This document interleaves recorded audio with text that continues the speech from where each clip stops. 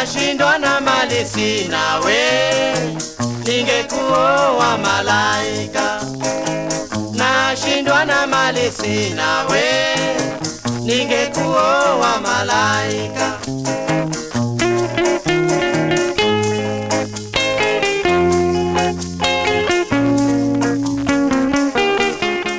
My name is Andrew Clark.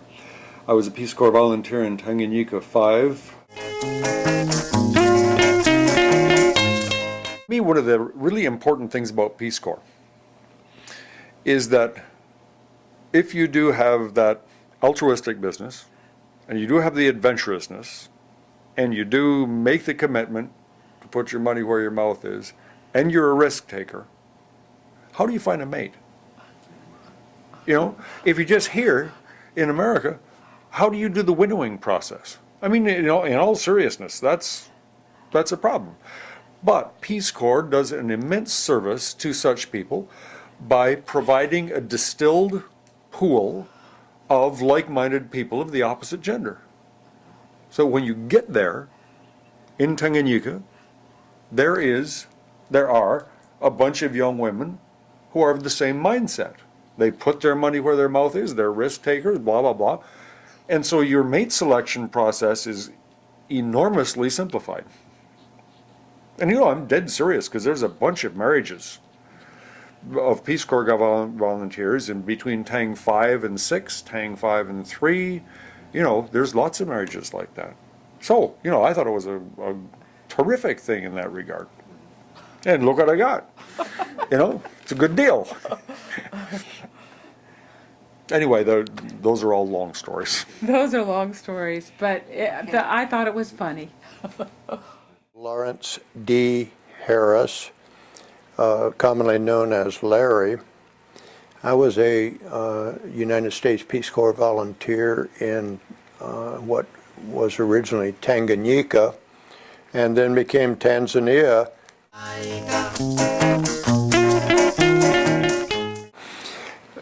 Just that I thought it was so wonderful. We had elderly people, we had lawyers, we had spouses of lawyers. It was one of the most eclectic groups that you could ever imagine. And we were just full of this spit and vinegar, the John Kennedy, Sergeant Shriver enthusiasm, and the Democrats were doing well in those years, and probably all of us were Democrats, I don't know. But it was just a very high-spirited collection.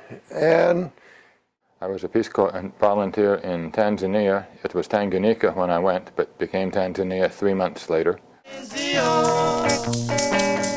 I remember getting on this plane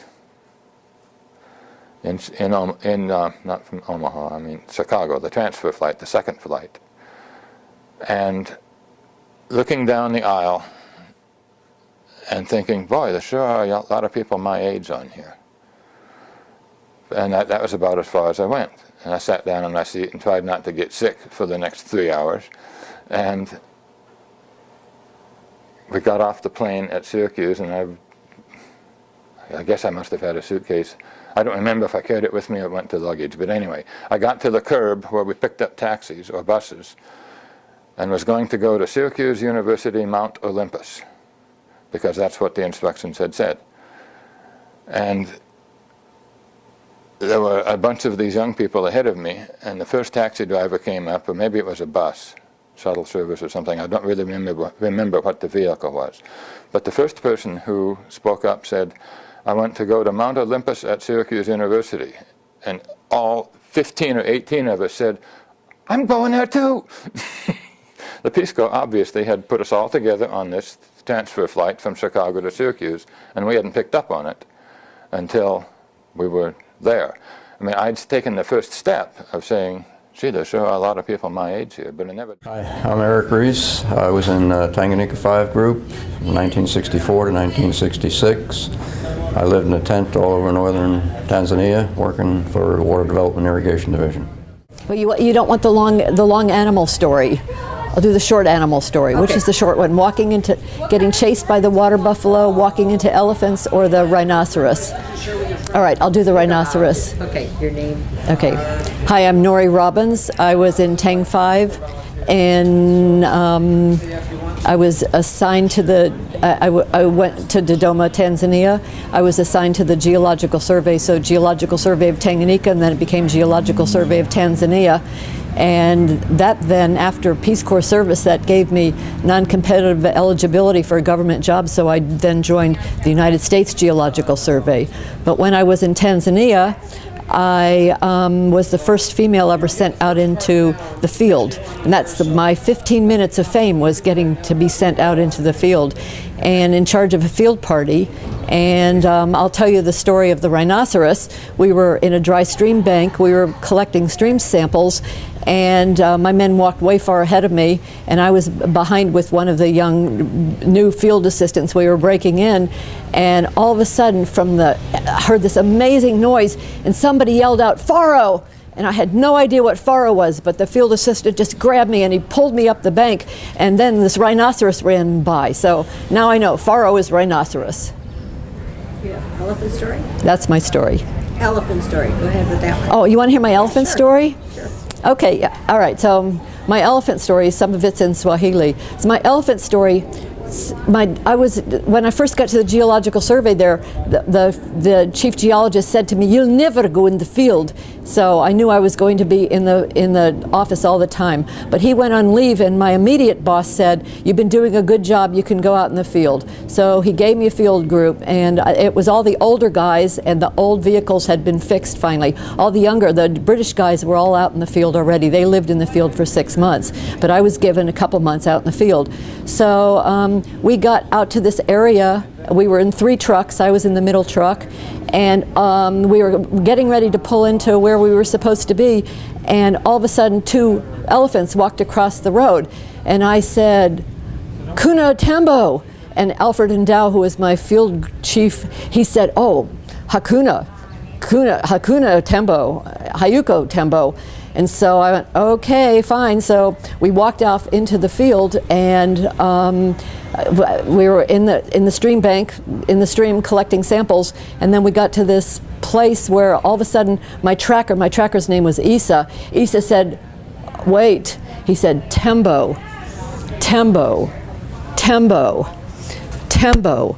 We had walked into an entire herd of tembos, of elephants, and so he said, "Crouch down, kelele chini." So we crouched down, and he decided he was going to set a brush on fire. So he set a brush on fire to see if he could chase them off. And of course, this was a dry area, and the bushes were nowhere near each other. So it meant that we were going to leave. So we left. So we crawled out on hands and knees, and finally we got back to the vehicle. And he started picking on me. He said, "Why are you wearing a white blouse? Blousey neupe." And I said, "Well, I learned to be a field geologist in Utah in the desert, and Dr. Speaker from Ohio State said you wear white when you're out in the field." And so I was out there in my white blouses. So as soon as I got back to the office, I was telling the guys that, he was yelling at me for wearing a white blouse, and one of the guys gave me his khaki shirt. My name is Tom Robinson. I was in Tanganyika 5. I was stationed in Dar es Salaam, but I worked all over the country. My name is Betty Merchant, and I was a secondary school teacher in Tanzania, in Mwanza, right on the shores of Lake Victoria, from 1964 through 1966. I taught English, biology, mathematics, and art, and history at one point. Barbara Bainbridge Clark. I was a Peace Corps volunteer in Tanzania. Mary Jo Kasindi, who became headmistress at Moshi Secondary Girls School, who was our language teacher. She had us speak, we had to eat with her for lunch, and we could only speak in Swahili. She would have us to her apartment in the evenings, and we could only speak in Swahili.